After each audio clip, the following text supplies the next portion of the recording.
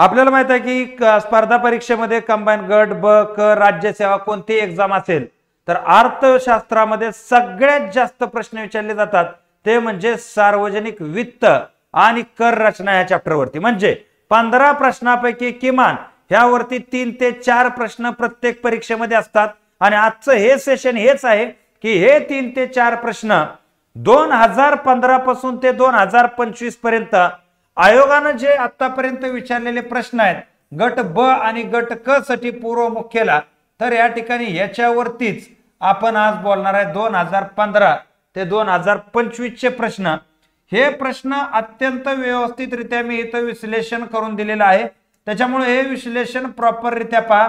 ह्या प्रश्नाच्या संदर्भात इतर काय पुस्तक सुद्धा वाचायची तुम्हाला आवश्यकता इथं मी ठेवलेली नाही।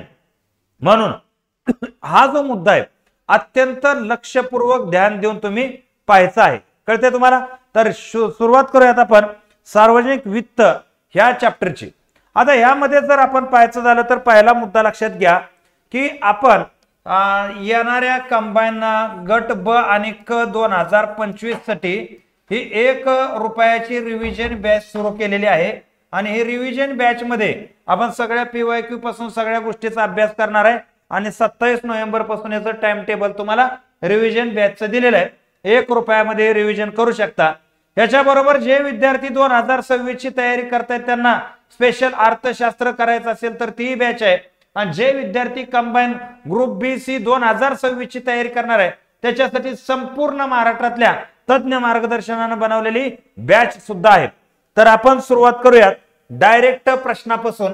यामध्ये बघा महाराष्ट्र सहकारी अधिनियम 1960 नुसार खालीलपैकी कोणते सहकारी संस्थांचे अंकेक्षण करण्याचा उद्देश नाही। अर्थशास्त्रामध्ये प्रश्नामध्ये एक गोष्ट लक्षात ठेवा, ह्यातले शब्द जर लक्षात आले जसं की अंकेक्षण म्हणजे काय, तर अंकेक्षण म्हणजे ऑडिट, काय करणं, ऑडिट करणं। तर महाराष्ट्र सहकार अधिनियम 1960 नुसार खालीलपैकी कोणत्या सहकारी संस्थांचे ऑडिट करण्याचा उद्देश नाही, हा प्रश्न विचारलाय तो म्हणजे कोणत्या एक्झामला, गट क पूर्व परीक्षा 1 जून 2025 ला विचारलेला आहे। तर उत्तर बघा, सहकारी संस्था कायद्यानुसार नोंदणी झालेल्या, बघा सहकारी कायद्यानुसार नोंदणी झालेल्या सहकारी संस्थांनी हिशोबाची सर्व पुस्तके नियमानुसार ठेवली किंवा नाही ते तपासण्यासाठी ऑडिट केलं जातं। सहकारी संस्थांचे व्यवस्थापन सहकारी कायद्याप्रमाणे आणि सहकाराच्या तत्वानुसार होतंय का नाही हे तपासण्यासाठी केलं जातं। सहकारी संस्थेत गैरव्यवहार आढळल्यास संचालकांना जबाबदार धरून आर्थिक दंड करणं ह्याच्यासाठी हे केलं जातं। सहकारी संस्थांच्या जमा खर्चातील चुका आणि अफरातफरीचे व्यवहार शोधणं ह्याच्यासाठी हे केलं जातं। आता लक्षात घ्या ह्या ठिकाणी फक्त क म्हणजे अयोग्य कोणतं यातलं, फक्त क का अ आणि क का फक्त ब क आणि ड आणि फक्त अ। आता बघा याचं उत्तर काय, आता उत्तर लक्षात घ्या, ऑडिट करणं हे ऑडिट कुणाला पकडायसाठी किंवा कुणाला या ठिकाणी आपण पाहतो दंड करण्यासाठी किंवा शिक्षा करण्यासाठी हा उद्देश नसतो। ऑडिट नंतर काय फॉल्ट आढळला तर तो व्यक्ती म्हणजे त्याच्यावरती कारवाई होऊ शकते, पण करायचंच पुढच्याची लावायसाठी असं कधी होऊ शकत नाही। पहिला मुद्दा बरोबर आहे, ऑडिट करण्यासाठी सहकारी संस्थांची हिशेब पुस्तकं नियमानुसार आहे का तपासलंच पाहिजे। सहकारी संस्थांचे व्यवस्थापन कायद्याप्रमाणे चालतंय का तपासलंच पाहिजे।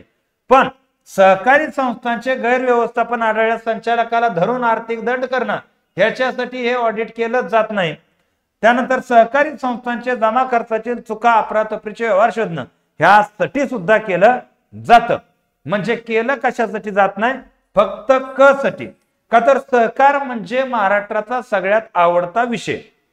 का आवडता विषय, का तर जर आपण विचार केला की महाराष्ट्रातल्या सहकाराचा 100 वर्ष जुना इतिहास आहे। पहिल्यांदा 1925 मध्ये बॉम्बे सहकारी ऍक्ट हा ऍक्ट आला होता। कोणता, बॉम्बे सहकारी ऍक्ट हा ऍक्ट आलेला होता। आपल्याला माहिती आहे की 1949 मध्ये विठ्ठलराव विखे पाटील यांनी काय केलेलं होतं, लोणी या ठिकाणी पहिला सहकारी साखर कारखाना उभा केलेला होता. म्हणजे लक्षात काय घ्यायचं आहे, सहकार म्हणजे काय हा विषय तुम्हाला लक्षात असावा. तर इथं लक्षात घ्या, बॉम्बे सहकारी ऍक्ट 1949 चा कायदा, त्याच्याबरोबर आपण पाहतो की या कायद्यानुसार 97वी घटना दुरुस्ती ज्यावेळेस केलेली होती, ही 97वी घटना दुरुस्ती करून सन 2013 मध्ये सहकारी कायद्यात देखील बदल करण्यात आलेला आहे. सहकारी तत्वावर पतसंस्था चालवली जातात, दूध डेअरी चालवली जाते, ऊस कारखाने चालवले जातात. ह्या सगळ्या गोष्टी सहकार ना नफा ना तोटा बेसवर सहकार आहे. ब्रिटिशांनी सुद्धा 1904 मध्ये पतसंस्थेसाठी सहकारी कायदा केलेला होता. कधी 1904 मध्ये. पण हा सहकारी फक्त बँकांसाठी अर्थात पतसंस्थेसाठी कायदा होता, पत पुरवठ्यासाठी कायदा होता. परंतु 1912 मध्ये ब्रिटिशांनी सुद्धा पूर्ण सहकाराच्या संदर्भात कायदा केलेला होता. सहकार प्रकारच काय असतो बा, सरकार वेगळं आणि सहकार वेगळं, हा मॅटर लक्षात घेणं गरजेचं आहे. सरकार गव्हर्नमेंट, सहकार म्हणजे तुमच्या माझ्यासारखी लोक. समजा आपण ऊस उत्पादक शेतकरी आणि आपण कुठल्याही कारखान्याला ऊस दिला त्याला रेटच मिळत नाही, मग आपल्यासारखे 10 पेक्षा जास्त शेतकरी एकत्र येतात, आपले सगळे 7 बारे नाबार्डकडे देतात.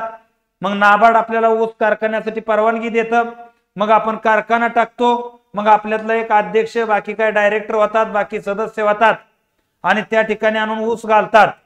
ऊसाचा खर्च वगळतात, येणारा सगळा तो गाळप खर्च, साखर ऊसाची साखर तयार होण्याचा खर्च वगळता सगळाच खर्च हा सोडून येणारा नफा सहित शेतकऱ्याला दिलं जातं. त्याच्यामुळे शेतकऱ्याला सहकार परवडतो. सहकारावरती सर्वोच्च नियंत्रण नाबार्ड बँकेचं आहे, आरबीआयचं नाही. नाबार्डवरती आरबीआय तो भाग वेगळा, पण सहकारावरती नियंत्रण कुणाचं आहे, नाबार्डचं आहे. का तर ग्रामीण भाग, ग्रामीण विकास सहकाराशिवाय अशक्य आहे. 2025च्या प्रश्नापासून सुरुवात केली. पहिला प्रश्न लक्षात आलेला असावा. पुढचा प्रश्न, महाराष्ट्राची आर्थिक पाहणी अहवाल 2023-24 नुसार काय केले बघा, राज्याच्या स्वतःच्या कर महसुलात टिंब कराचा सर्वाधिक हिस्सा आहे. हा सुद्धा गट क ला विचारलेला परीक्षेचा प्रश्न आहे. दुसरा प्रश्न सार्वजनिक वित्तावर एकाच एक्झाम मध्ये विक्री कर, व्यापार कर, वस्तू सेवा कर आणि सामाजिक सेवा कर 2023-24च्या राज्याच्या कर महसुलात म्हणजे माझी आपण पाहतो सरकारची जी जमा आहे, ही जमा 2 प्रकारची असते. एक महसूल जमा आणि दुसरी कोणती असते, भांडवली जमा. तर ह्या महसूल जमेमध्ये सर्वात जास्त कशातून पैसे येतात, का तर ह्यात कर येतात आणि करेत्तर उत्पन्न असे 2 प्रकार येतात. भांडवली जमेत काय येतं हे पुढे क्लिअर तुम्हाला होईल.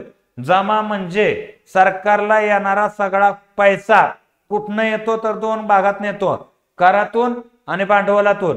तर या कर महसुलामध्ये जो आपण पाहतो हे कर जे गोळा होतात महसूल जमेत, सगळ्यात जास्त कोणत्या करातून पैसे येतात असा प्रश्न विचारलेला आहे. तर हे जो उत्तर जे आहे, महाराष्ट्राला या ठिकाणी जेव्हापासून एसजीएसटी, कोणता एसजीएसटी म्हणजे सर्व प्रकारचे अप्रत्यक्ष कर एकत्र करून एकच जीएसटी बनवला, त्यातला स्टेटचा जीएसटी, ह्यातून सगळ्यात जास्त उत्पन्न येतं. आता यामध्ये जर तुम्ही पाहायचं झालं तर महाराष्ट्राला एकंदरीत जर विचार केला तर महाराष्ट्राला इथं 100 रुपये जमा होत असतील ना, तर 100 मधलं 81 रुपये तुम्हाला महसूल जमातून येतात. आणि या ठिकाणी आपण जर पाहायचं झालं तर उरलेले 19 रुपये तुम्हाला भांडवली जमेतून येतात. आता हे जे 81 रुपये तुम्हाला इथं येत असतात, या 81 रुपयामध्ये जर विचार केला तर ह्यातले 44 रुपये किंवा 44.4% अमाऊंट हे तुम्हाला एकट्या कुठून येते, वस्तू व सेवा करातून हे अमाऊंट येत असते. हा मुद्दा लक्षात घ्या. 2023-24 ची तीच परिस्थिती आहे, 24-25 ची तीच परिस्थिती आहे आणि 25-26 ची सुद्धा तीच परिस्थिती आहे की येणाऱ्या कर महसुलात सगळ्यात जास्त पैसा आपल्याला जमा होतो तो म्हणजे जीएसटीतून जमा होतो. हा मुद्दा लक्षात घेणं आवश्यक आहे. का तर विक्री करासारख्या करातून 19.8%, त्यानंतर व्यापार करातून तर आपल्याला पाहतो की फारशी काय अमाऊंट इथे येताना दिसत नाही की 5% एवढी त्या ठिकाणी व्यापार करातून अमाऊंट येते. बाकी सामाजिक सेवा कराचा तर काय नाव सुद्धा नाही. सगळ्यात जास्त आणि अख्ख्या भारतामध्ये, अख्ख्या भारत देशामध्ये सगळ्या राज्याचा विचार केला तर जीएसटीचं सगळ्यात जास्त उत्पन्न महाराष्ट्राचं आहे. कोणाचं आहे? महाराष्ट्राचं आहे. हे फार मोठी अभिमानाची गोष्ट आपल्यासाठी आहे का तर एवढं आपल्या महाराष्ट्रामध्ये उद्योग व्यवसाय दुनियादारी एवढं दणकून चालत असतं. हा पुढचा प्रश्न बघा. बघा खालीलपैकी कोणतं विधान लेखापालनाच्या फायद्याच्या संबंधित योग्य आहे? लेखापाल बा हा सुद्धा जर प्रश्न आपण पाहायचा झाला तर हा सुद्धा प्रश्न गट क परीक्षा 2025 चा प्रश्न आहे. म्हणजे ध्यानात घ्या, याला लय मोठं डिमांड आलंय. कशाला? सार्वजनिक वित्त चॅप्टरला लेखापाल. आता यामध्ये जर आपण पाहायचं झालं तर लेखा व लेखा परीक्षण या ठिकाणी अकाउंटिंग आणि ऑडिटिंग हे दोन प्रकार आपण पाहतो भारतामध्ये चालतात. आता यामध्ये आपण पाहतो की लेखापाल जो आहे हा लेखापाल याला आपण कॅग म्हणतो. काय म्हणतो? कॅग. भारतीय राज्यघटनेत कलम 148 नुसार कॅगची रचना आहे. पण 1976 मध्ये ह्या लेखापालकडे फक्त ऑडिटच काम ठेवलं का अकाउंटिंगचं काम हे फार म्हणजे दोन प्रकार असतात बा. एखाद्या गव्हर्नमेंटच्या दोन गोष्टी केल्या जातात. एक असतं त्या गव्हर्नमेंटचं ऑडिट करणं आणि दुसरं असतं त्या गव्हर्नमेंटचं अकाउंटिंग करणं. अकाउंटिंग आणि ऑडिट ही जी काम आहेत ही कलम 148 नुसार आपल्या राज्यघटनेमध्ये कुणाकडे देण्यात आलेली होती?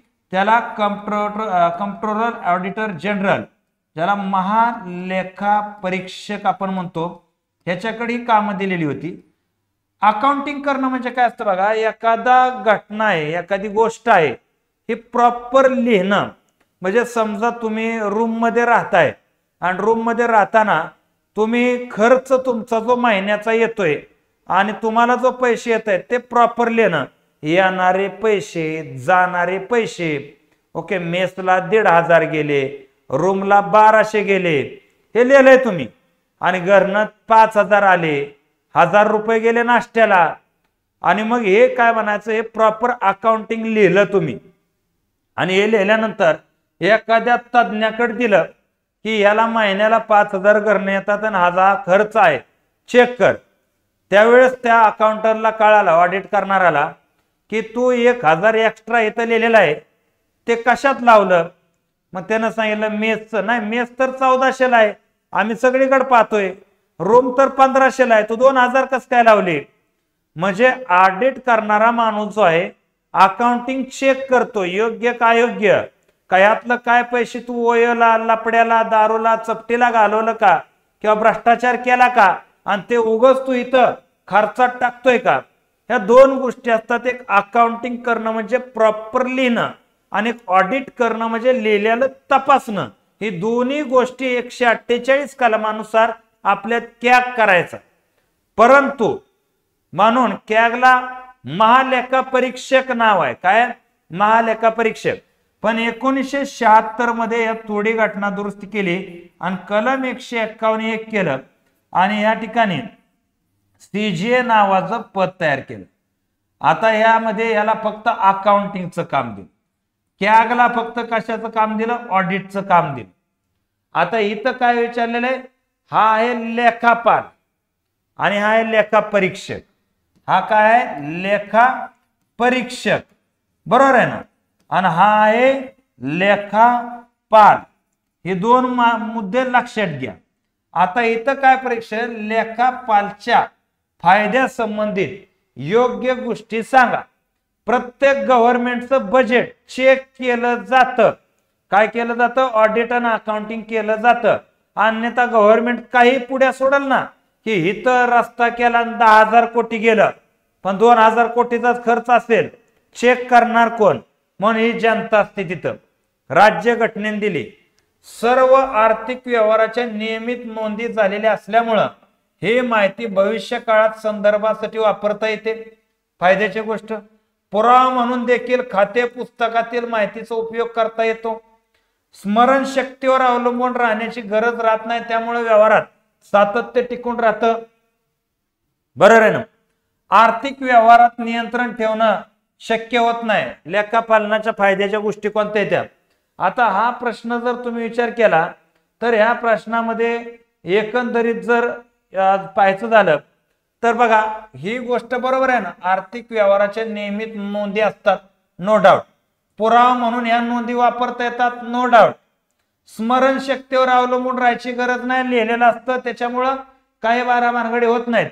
हे तिन्ही गोष्टी फायद्याच्या आहेत.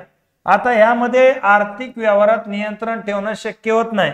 ह्या स्टेटमेंटचा कुठंतरी काहीतरी अर्थ लागतील का? आर्थिक व्यवहारात नियंत्रण ठेवणे शक्य होत नाही, हे कशी फायद्याची गोष्ट असेल? शक्य होत कसं नाही? हे असं उगाच काहीतरी देण्यात मजा होतं का? नाही. म्हणून अ बरोबर ब बरोबर क बरोबर, अ बरोबर ब बरोबर क बरोबर. एलिमिनेशन मध्ये सुद्धा या ठिकाणी वरील सर्व बरोबर आलं असतं तर मग थोडी पंचायत झाली असती, परंतु ऑलरेडी ड बाजूला पडत गेलं आणि म्हणून काय लय डोकं लावायची गरज राहिलेली नाही. नेक्स्ट क्वेश्चन बघा. भारतीय लेखा व लेखा परीक्षणासाठी सर्वोच्च संस्था कोणती? भारताचे नियंत्रक आणि महालेखा परीक्षक, वित्त मंत्री, नीती आयोग आणि रिझर्व्ह बँक. चला आता की बघा हा क्वेश्चन हा सुद्धा जर आपण पाहायचा झाला, हा प्रश्न सुद्धा मी तुम्हाला सगळे प्रश्न टेलिग्रामला टाकणार आहे व्यवस्थितरित्या, तिथं तुम्ही पाहणं गरजेचं आहे.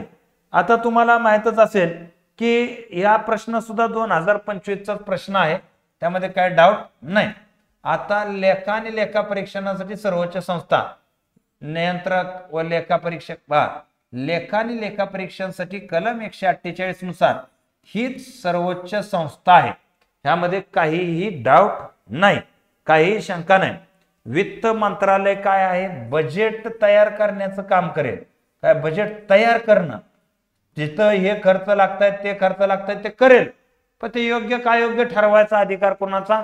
नियंत्रण आणि लेखा परीक्षक. भारतामध्ये काय बघा, हेच काम हे पूर्णपणे झाल्यावर आहे, सगळं झाल्यावर म्हणजे वर्षाचं बजेट झाल्यावर घालवलेला पैसा आणि जमा केलेला पैसा योग्य का अयोग्य ठरवणं मग आहे. ब्रिटनमध्ये काय आहे? अगोदरच आहे, म्हणून तिथं अगोदर भ्रष्टाचार होत नाही. हे तर झाल्यावर काय? झाल्यावर मग अवघड आहे. नीती आयोगाचं काम काय? एक प्लॅनिंग तयार करणं, देशाची गरिबी दूर करायला, देशाची बेरोजगारी दूर करायला काय करावं लागेल? हे प्लॅनिंग. रिझर्व्ह बँकेचं काम काय? की भारतातील चलन व्यवस्था, बँक व्यवस्था ह्याचं प्रॉपर नियंत्रण आहे का नाही हे पाहण्याचं काम आहे. त्यामुळे हे काम कोणा? सर्वोच्च संस्था ही कॅग आहे, यात काय डाऊट आहे का? नाही. चला पुढचा प्रश्न. केंद्र शासनाकडून प्राप्त होणारे अनुदान हा महसुली जमेचा एक प्रमुख घटक आहे. खालीलपैकी कोणत्या अनुदानाचा त्यात समावेश होतो? हा सुद्धा 2025 चा प्रश्न आहे बा. एकाच परीक्षेत 5 प्रश्न दिसल्यात. आता बघा, केंद्र शासनाकडून प्राप्त होणारे अनुदान हा महसूल जमेचा एक प्रमुख घटक आहे. खालीलपैकी कोणत्या अनुदानाचा त्यात समावेश होतो? आता बघा, जमा सरकारला 2 बाजून, एक महसूल जमा तुम्हाला सांगितलेली आहे आणि दुसरी कोणती? भांडवली जमा हा प्रकार सांगितला. महसूल जमेत कर आणि करेत्तर उत्पन्न, करेत्तर उत्पन्नामध्ये काय येत असतं रे? तर या ठिकाणी केंद्र शासन जे अनुदान देतं ते करेत्तर उत्पन्नात येतं. आता हे केंद्र शासन अनुदान कोणत्या फॉर्मॅटमध्ये देतं?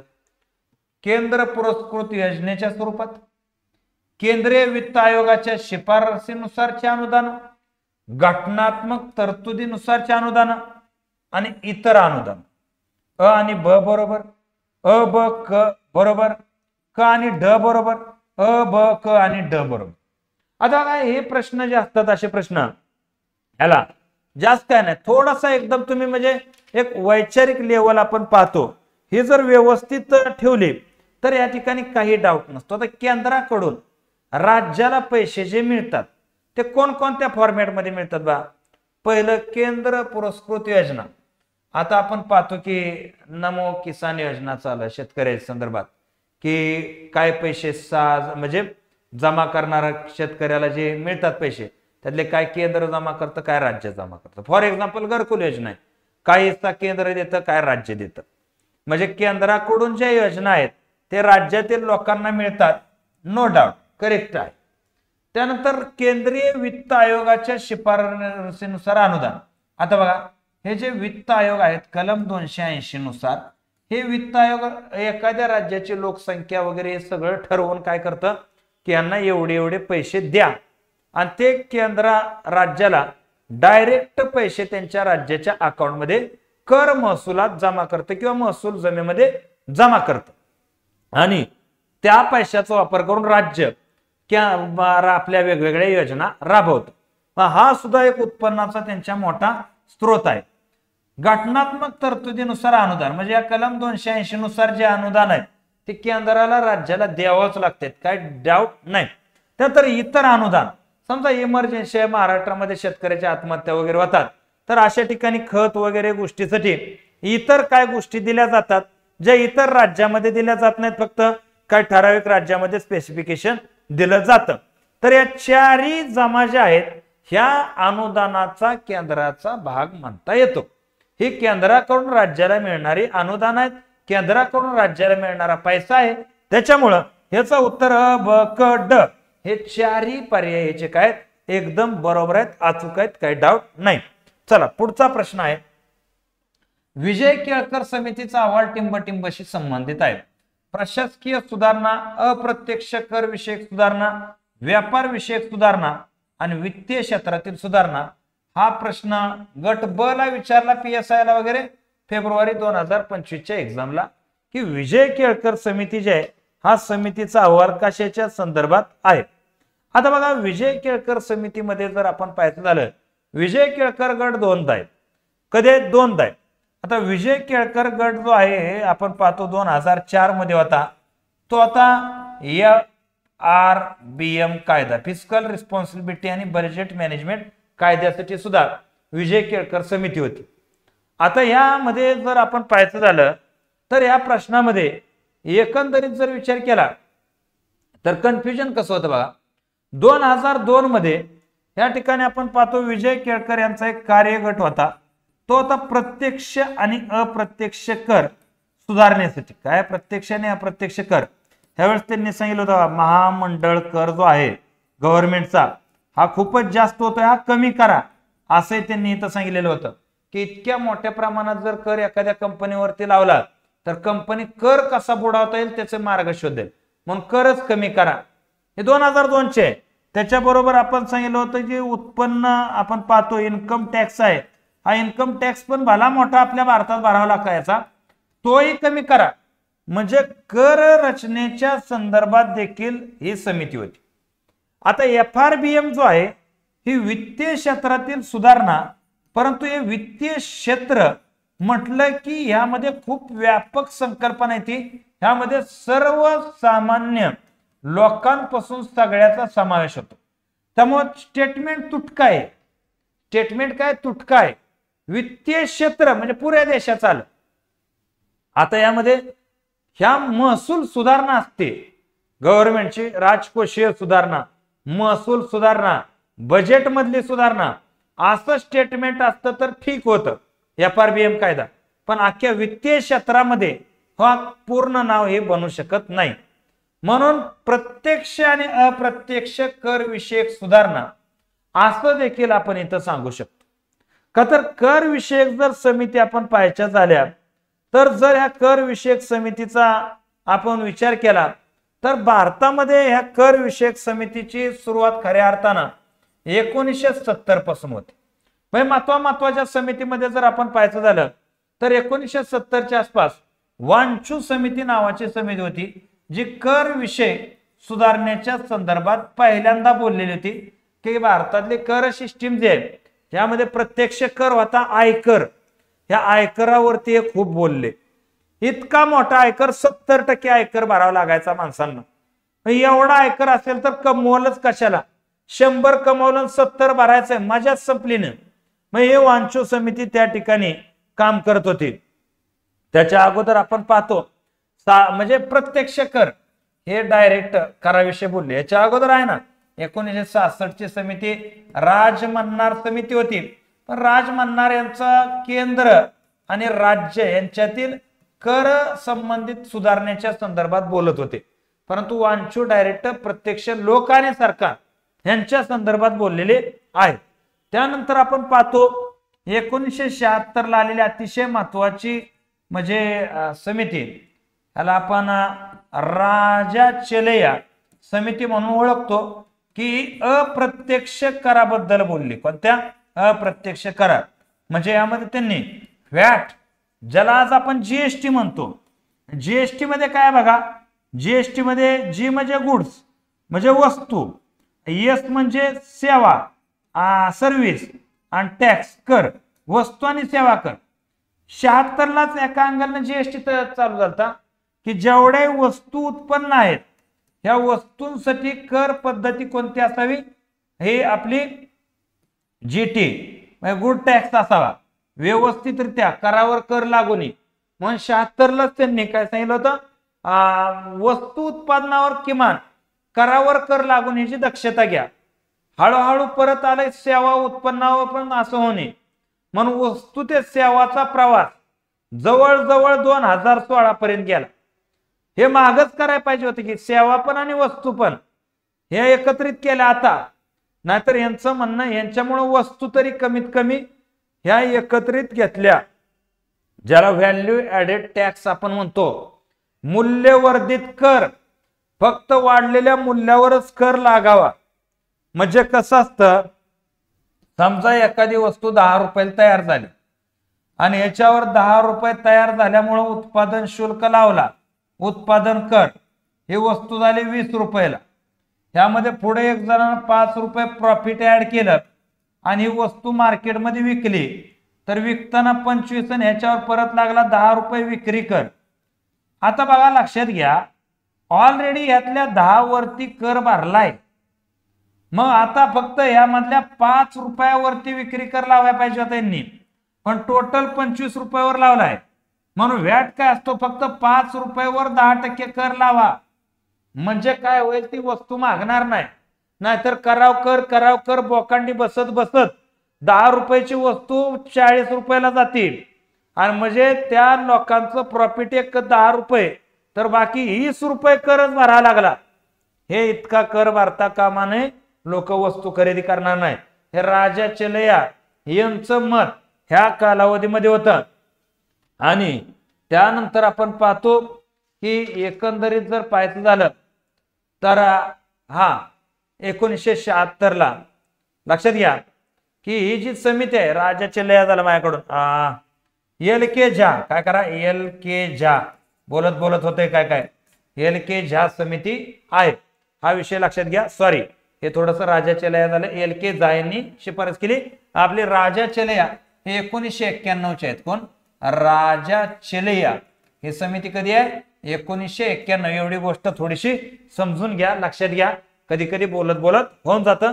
आता राजा चेलेया समिती 1991 जे आहे, यामध्ये आपण पाहतो की यांनी आयकर कमी करा, त्यानंतर विक्री कराच्या संदर्भात आपण पाहतो की व्हॅट पद्धत लावा.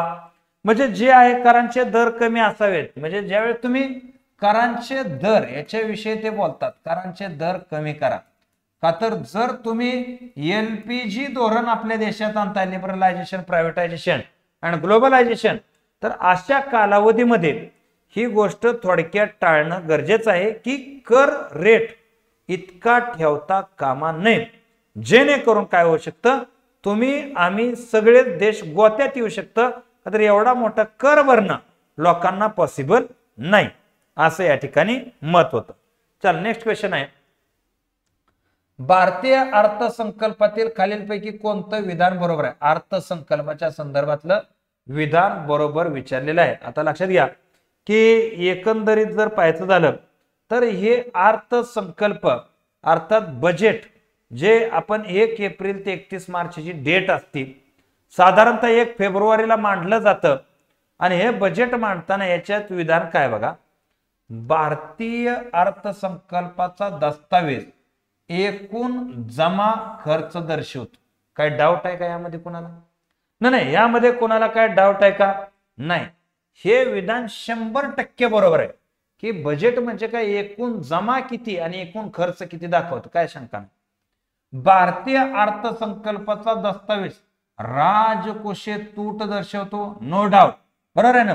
अर्थसंकल्पात तूट ही दाखवलीच जाते, काय शंका आहे का, नाही. भारतीय अर्थसंकल्प दस्तावेज प्राथमिक तूट दाखवली जाते, नो डाऊट.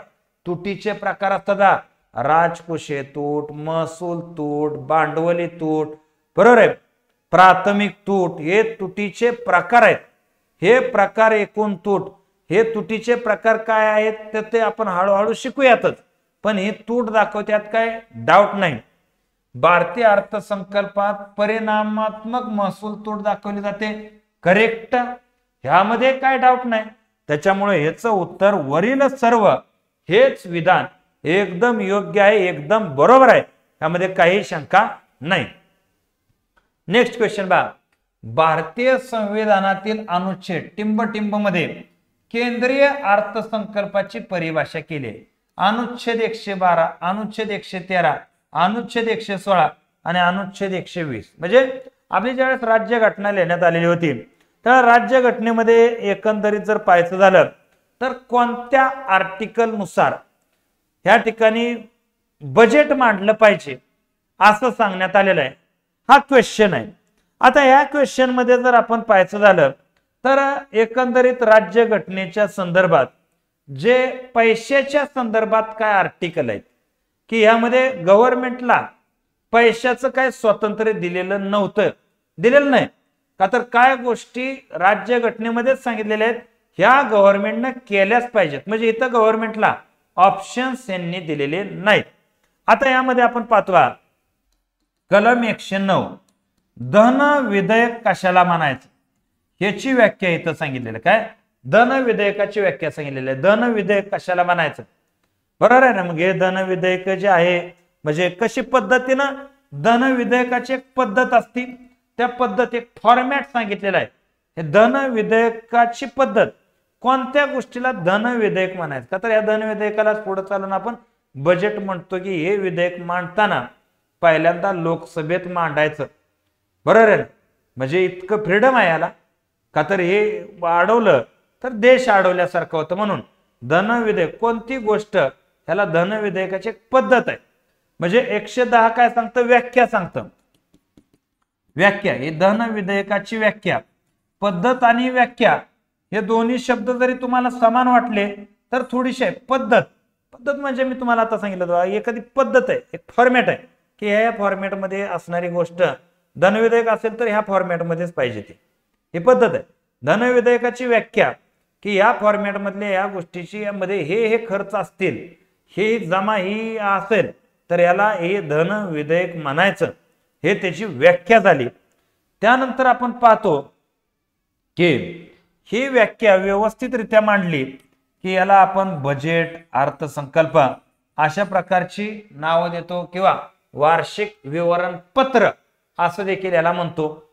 हे आणि त्यानंतर आपण पाहतो की हे धन विधेयक कलम 114 नुसार याला बिल म्हणायचं, विधेयक म्हणायचं. हे संसदेत मांडलं गेलं, लोकसभेत मांडलं गेलं, राज्यसभेची परवानगी असेल नसेल हे कसं पास करायचं, राष्ट्रपतीची पूर्व परवानगीची याला गरज राहत नाही, अशा बऱ्याचशा गोष्टी इथं तयार होतात. हे करायचंच आहे प्रत्येक सरकारनं, हे राज्यघटनेत सांगितलं. त्याच्यामुळं अर्थसंकल्पाची खरी व्याख्या आपल्याला पाहायला मिळते कुठं, कलम 112 मध्ये, हे ह्याला अर्थसंकल्प म्हणायचा. आता याच्या बरोबर आपण पाहतो कलम 266 आहे, संचित निधी कशाला म्हणायचं, बरोबर आहे.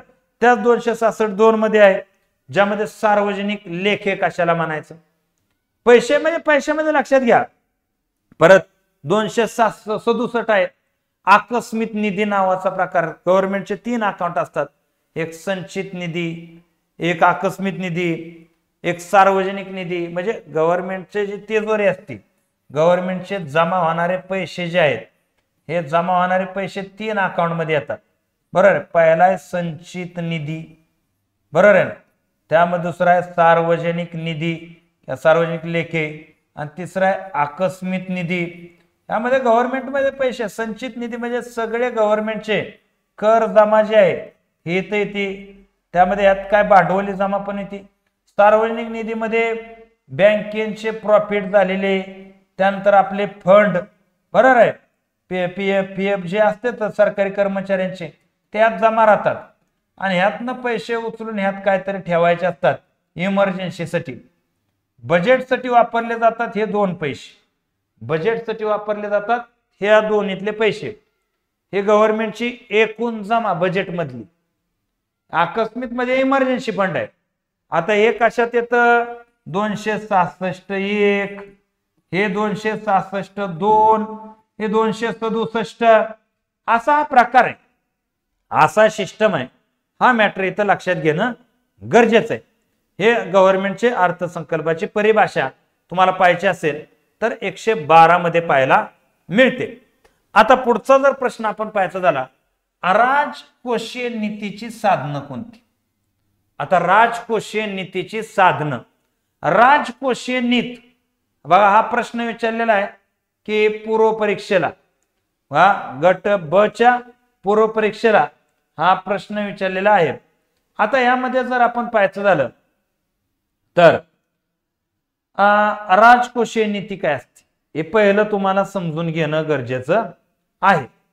आता यामध्ये बघा पर्याय आहे बघा, सार्वजनिक व्यय आणि सार्वजनिक कर्ज, लोकशाही आणि संघराज्यात्मक रचना, करारोपण आणि अंदाजपत्रक, संसद आणि प्रशासन.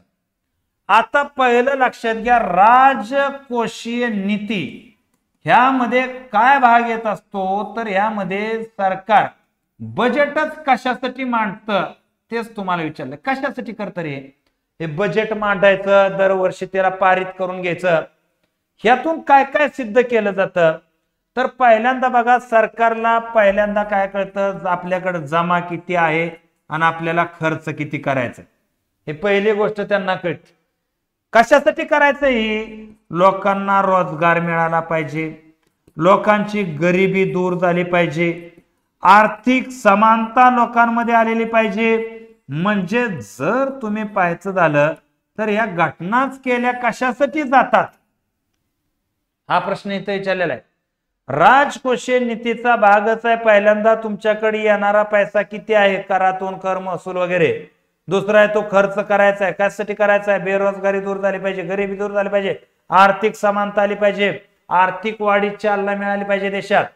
ह्या सगळ्या गोष्टी ह्याला राजकोषीय नीती असं म्हणतो. आणि ह्याच्यासाठी साधनं काय आहे ती, सार्वजनिक व्यय, बरोबर आहे, व्यय किती झाला, बरोबर आहे ना, आणि सार्वजनिक कर्ज किती झालं, बरोबर आहे, आय व्यय, व्यय म्हणजे खर्च किती आहे, ह्या सगळ्या गोष्टीवरती राजकोषीय नीतीचा भाग आहे. काय डाऊट आहे का. लोकशाही आणि संघराज्यात्मक रचना ह्याचा काय संबंध आहे का, हे राज्यघटनेचा एक वेगळा भाग झाला. तो लोकशाही आणि संघराज्यात्मक रचना हा वेगळा भाग झाला. करारोपण आणि अंदाजपत्रक करेक्ट आहे, ही गोष्ट आवश्यकच आहे. संसद आणि प्रशासनाचा यात काय संबंध नाही. राजकोषीय नीती म्हणलं की या दोनच गोष्टी आहेत ज्याला आपण अ आणि क म्हणतो. फक्त काय अ आणि क फक्त बरोबर आहे. हाच मॅटर इथं काय करा लक्षात घेणं गरजेचं आहे. ह्याच्या पलीकडे वेगळा मॅटर यात लक्षात घ्यायची काय आवश्यकता नाही. कळते का तुम्हाला हे, नो डाऊट. आता पुढचा क्वेश्चन जर पाहायचा झाला तर हा क्वेश्चन बघा, ऑगस्ट 1991 भारतातील कर सुधारणा शिफारसीसाठी खालील कोणती समिती नियुक्त करण्यात आली. राजा चलैया, नरसिंह, सुकुमार राय आणि आबिद हुसेन. बघा एखादा प्रश्न चुकणं पण किती बेनिफिशियल असतं. ते असं चुकलं मागाशी की त्याच्यामुळं आता इथं डाऊट उरला का, म्हणजे इथं कोणता तरी डाऊट उरला का की 1991 ला राजा चले आली, 1976 ला LK झा समिती आली, बरोबर आहे. इथं कोणताही डाऊट उरला का, काय म्हणणं यांचं बाबा, कर जी आहे पद्धती ही कमी करा जरा, एवढा कर लादायची लोकांवर काही गरज नाही, एवढा कर लादायची लोकांवरती काही आवश्यकता नाही. म्हणून ही कोणती कमिटी आली, राजा चलैया कमिटी आली. लक्षात येते का. आता याचा जो भाग 2 आहे, हा भाग 2 मी लगेच तुम्हाला अपलोड करून देतो. सध्या एवढं बघा आणि कसं वाटलं ते मला कमेंट कळवून तुम्ही या ठिकाणी सांगा. सध्या एवढं लक्षात घ्या. याचा भाग 2 परत मी तुम्हाला बनवून देतो. चालेल. या ठिकाणी मी थांबतो. जय हिंद, जय महाराष्ट्र.